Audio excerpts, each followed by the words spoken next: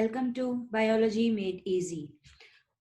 In the previous video of the channel, you have seen some must-know facts about biology. And in the part 2 of must know, today we are going to discuss about the chemical reactions that are involved in the biological systems.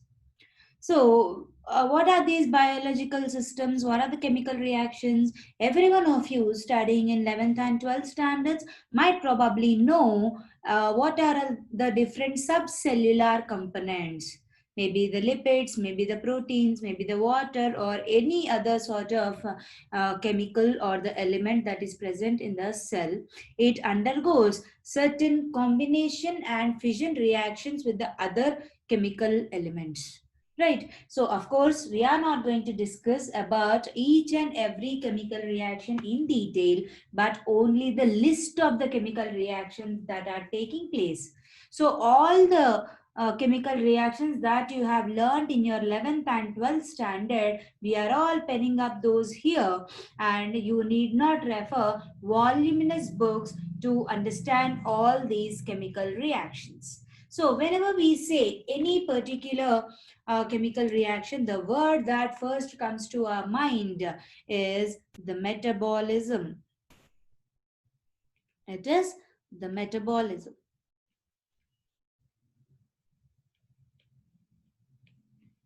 So, whenever we say metabolism, it is the combination of two other words, the catabolism and the anabolism. So, wherever there is any cutting down reactions or a large molecule or a complex molecule being converted into simpler molecule. So, C stands for complex. This way you can remember, and this channel is to make you the zoology concepts very easy to memorize and also understand. So, catabolism, C stands for complex to simple. And opposite of that is the anabolism. It is the simple molecule is converted into the complex. So the first reaction that comes to our mind taking these two as examples is the anabolic reaction, example photosynthesis.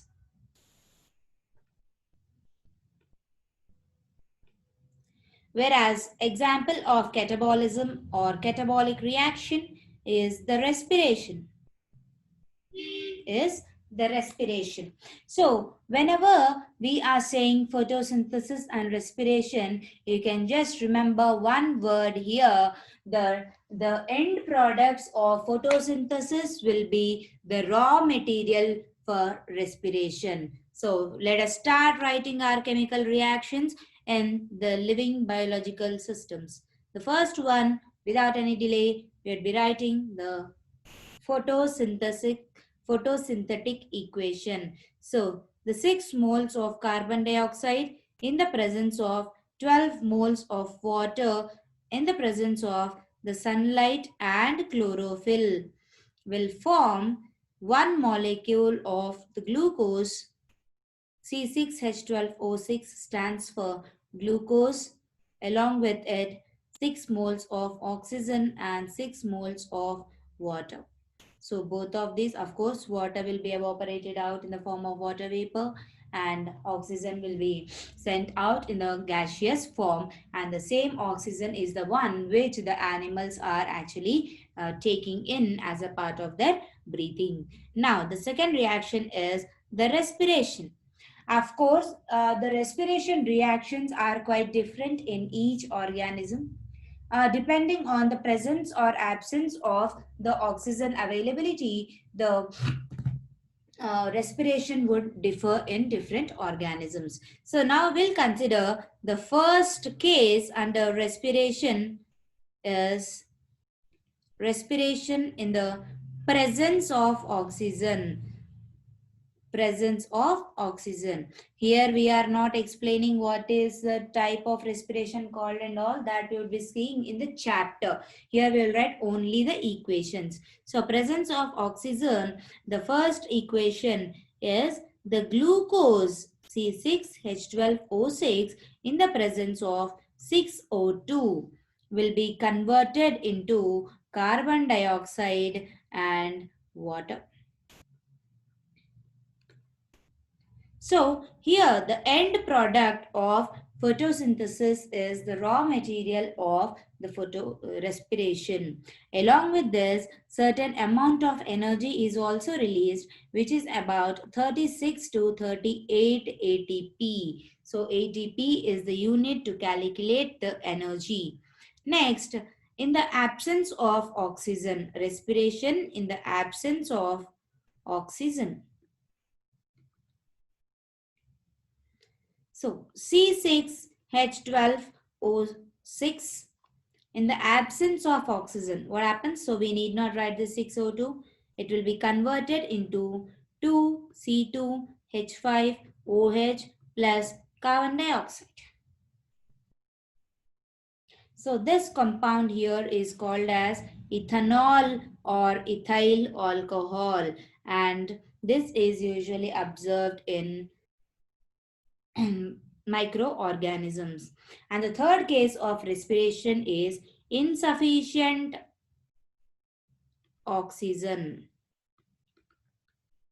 So there it is C6H12O6 gives lactic acid. Of course, there are some intermediate reactions also like the glycolysis, and when you take the first example of presence of oxygen, it is called as carbon dioxide. All those we would be discussing in detail during the chapter. And as I told you, this is only the gist of the chemical reactions which are all taking place in the living systems. The next one we'll be starting with the cellular, subcellular structures. What are the chemical reactions taking place within and outside the cells? So first we'll go with inside the cell. So inside the cell there are certain proteins present, and those proteins are produced by what? The so-called amino acids. The building up of amino acids one after the other one into peptides, polypeptides, and finally into the proteins. So we'll be writing here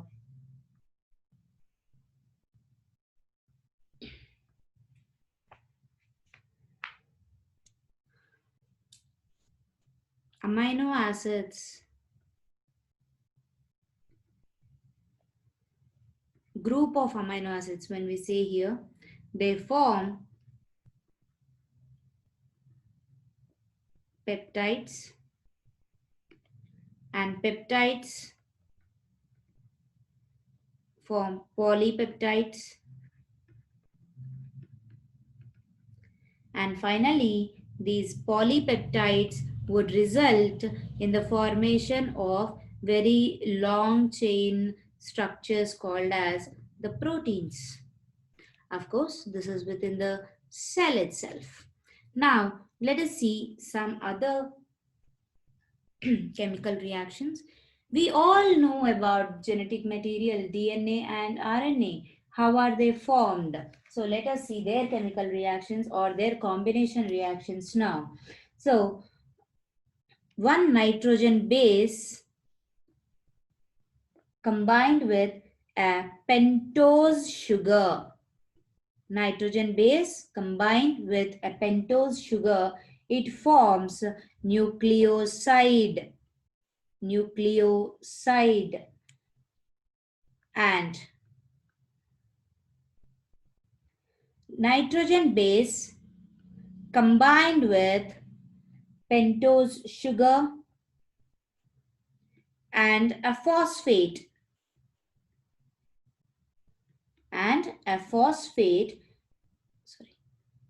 It forms nucleotide. And now you can say the genetic material, the so-called DNA, is formed by many nucleotides attached with each other. So here nitrogen bases and all, again we would be learning in the chapter the biomolecules. Maybe enzymes or enzymatic reactions that you have studied as a part of your biomolecules chapter 2 also will involve the chemical reactions. Of them, the most simplest one is the carbon dioxide reacting with water to form carbonic acid H2CO3, the carbonic acid, and this is in the presence of the enzyme carbonic anhydrase. This is the simplest enzymatic reaction occurring. And then I'll give you other enzymatic reactions too in the upcoming chapters. So this is about the biomolecules, and here we won't be discussing anything about your cycles, like in case of Kelvin cycle or Nikin cycle, whatever it is. All those cycles separately I would be making a video, all cycles at a place. And now the chemical reactions, we start with the human digestive system. The first reaction taking place in the human digestive system is at the oral cavity. Whatever the food that you are taking in, it will get digested in the digestive system in the presence of certain enzymes. Okay, and these enzymes act at different locations on different biomolecules. And the first biomolecule to get digested is the starch. The starch, in the presence of salivary amylase,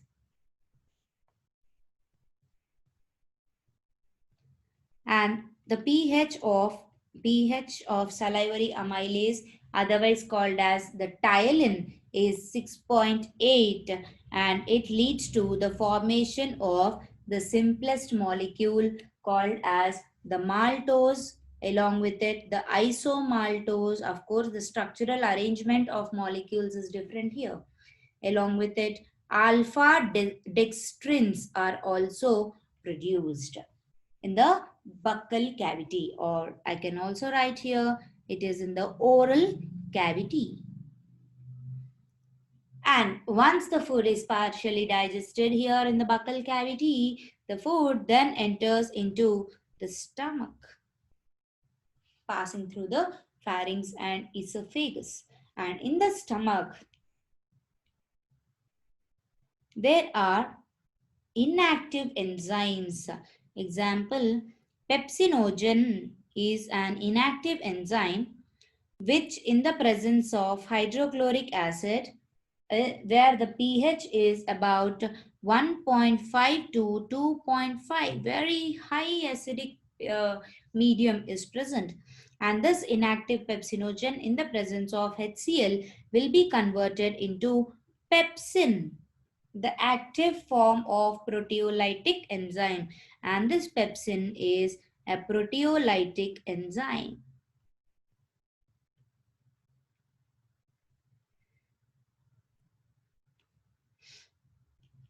Along with pepsinogen, there is also another inactive enzyme secreted in the stomach. Of course, in infants, it is called as the prorenin. Prorenin. This also in the presence of HCl, where the pH is 1.5 to 2.5 in the gastric juice, this prorenin will be converted into renin. And remember students, a renin in the stomach as an enzyme should always be written RENNIN only. If you are writing RENIN, what does it become? It will become the hormone in the excretory system. So there is a lot of difference between RENNIN and NIN. RENNIN is the digestive enzyme in infants, and RENIN is the enzyme, is the hormone that is present in the excretory system in the kidneys, right? And now once these both enzymes are getting activated, they start acting on the proteins. So the next reaction on the proteins. So the proteins digested by the enzymes, such enzymes are known as the proteolytic enzymes. Enzymes digested by the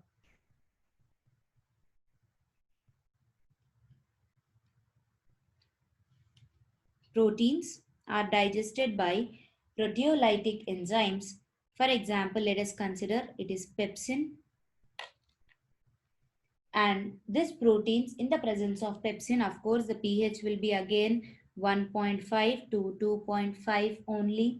It will be converted into peptones and proteoses, peptones and proteoses. And finally we have got one more milk protein, because we are saying infants, in infant stomach we can also find another milk protein called as casein. So this casein in the presence of renin, renin, it will be converted into para casein, and this paracasein in the presence of calcium ions. Paracasein in the presence of calcium ions, it will be converted into calcium paracasinate.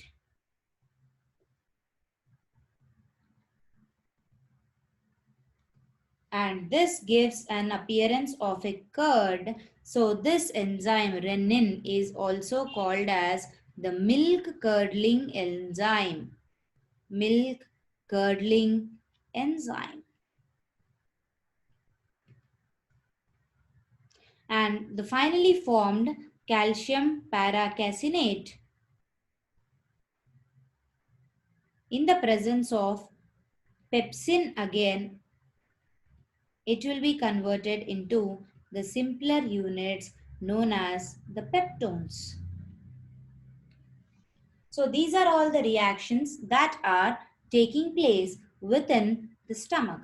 Now we shall see what are the reactions that occur once the food enters into the intestine in the presence of the pancreatic juice as well as the intestinal juice.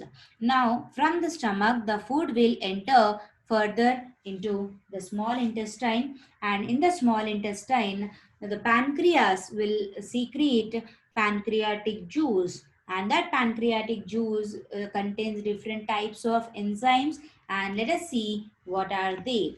So the starch, once again, whichever leftover starch will be digested in the presence of pancreatic amylase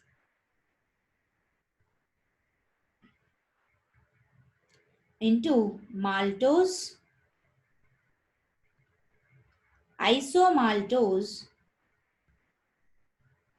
and alpha dextrins, similar to salivary amylase. And along with pancreatic amylase, the pancreas also secretes the enzyme pancreatic lipase, which acts on lipids. Lipids will be acted upon pancreatic lipase, which is also called as steapsin. It is also called as steapsin, and it will convert this lipids into fatty acid and diglyceride.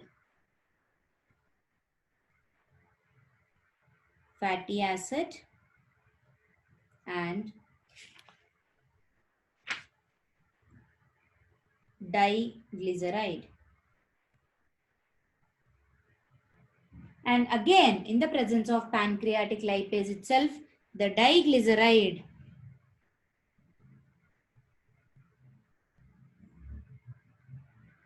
in the presence of steapsin, I'm writing over here, it will be converted into fatty acid and monoglyceride. Fatty acid and monoglyceride. Again, this monoglyceride also should be simplified. So monoglyceride in the presence of steapsin will be converted into fatty acid and glycerol. And glycerol is a simplest unit of all the above. Along with this pancreatic lipase, the pancreatic juice also contains protein digesting enzymes called as the trypsinogen. So the proteins, the trypsinogen enzyme, just like pepsinogen, is also an inactive enzyme. Trypsinogen in the presence of enterokinase, just like the HCl in the stomach, enterokinase will activate this trypsinogen into trypsin. There is also an other proteolytic proenzyme, the chymotrypsinogen.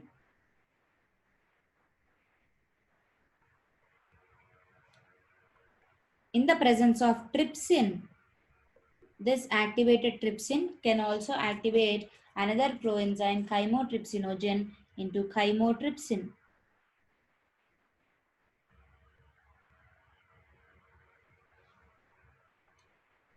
There's another proteolytic enzyme, procarboxypeptidase,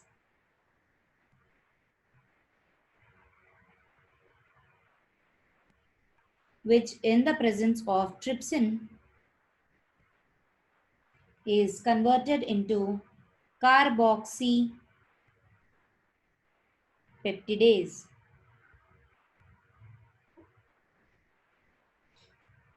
So now, once all these enzymes are getting activated, they start acting on proteins. For example, the trypsin that has got activated will start acting on proteins. Proteins in the presence of trypsin will be converted into dipeptides. And these dipeptides, along with these dipeptides, we also have peptones which have already got digested in the stomach. Those peptones in the presence of chymotrypsin again gets converted into dipeptides. In the stomach, along with peptones, proteoses are also formed. Proteoses in the presence of carboxypeptidases. It will be converted again into dipeptides. So all these dipeptides in the presence of an enzyme, dipeptidases, dipeptides will be converted into amino acids, the simplest unit of proteins in the presence of dipeptidases, and this in the intestine.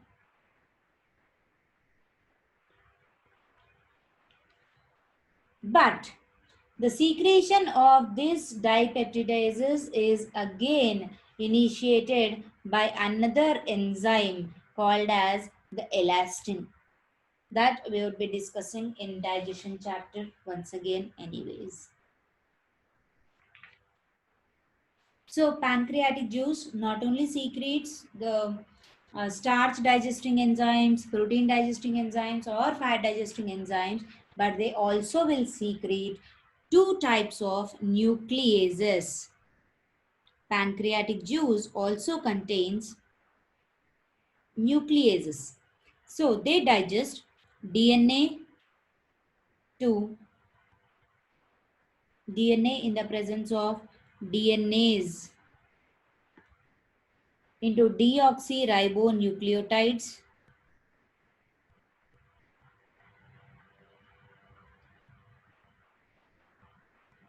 and RNA in the presence of RNAs into ribonucleotides.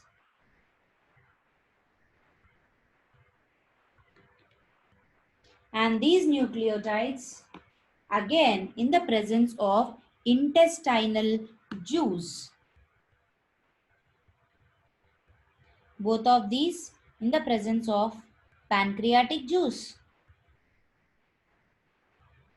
Even here, all these also in the in the presence of pancreatic juice.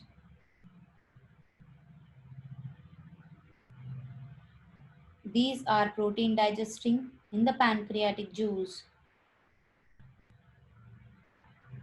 and above are all the fat digesting in the pancreatic juice.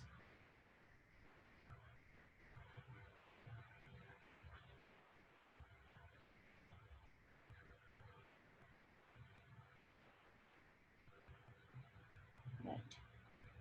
Now we'll see what happens next to these deoxyribonucleotides and ribonucleotides. So the nucleotides may be ribo or a deoxyribo, any sort of nucleotides in the presence of the enzyme nucleotidases will be converted into the simplest unit, the nucleosides plus inorganic phosphate.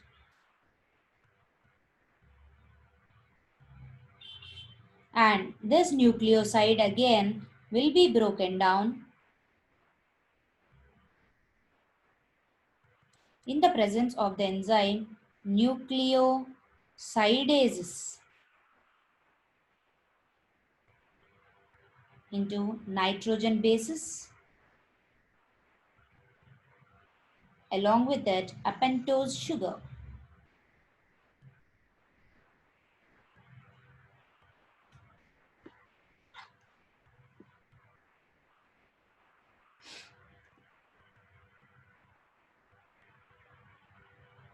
And both of these in the presence of the intestinal juice. What is intestinal juice otherwise called as succus entericus?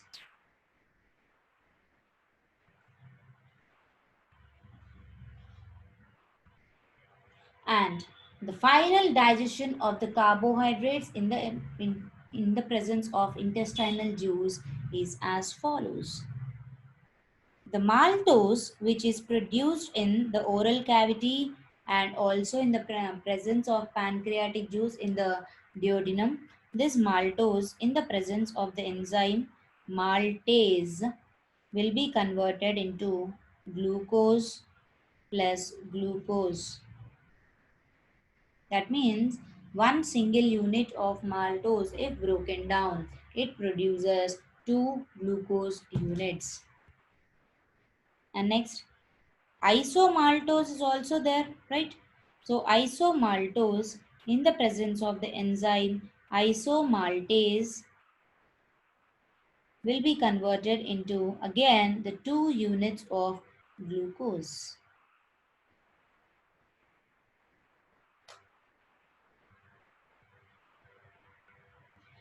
We take table sugar. What is a component of the table sugar? Sucrose. So sucrose in the presence of sucrase enzyme will be converted into the glucose and fructose.